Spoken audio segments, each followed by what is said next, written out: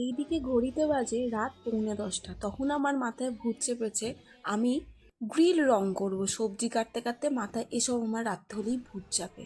আর সেই বলেই সেই কাজ, গ্রিলে একদম রং করার জন্য রেডি হয়ে নিলাম, হাতে গ্লাভস পরে। তারপর একদম স্বর্গে উঠে গেছি আমি রং করতে। সেই রং করতে গিয়ে ভাবি কী মরতে ভাবলাম আমি রং করব, কিন্তু নেবে তো পড়ে গেছি গাইস, আমাকে তো রং তো করতেই হবে।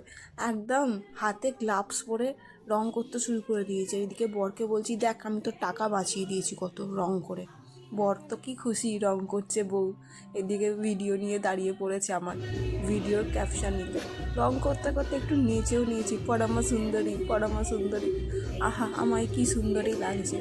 দিয়ে রং করতে করতে তো আমি হাঁপিয়েই গেছি বন্ধু। সে যে কি টাফ কাজ, আর কেন যে আমার মাথায় ভূত চেপেছিল রং করব, আমি তো হাঁপিয়েই গেলাম। তো ভালো লাগলে একটা কমেন্ট করো।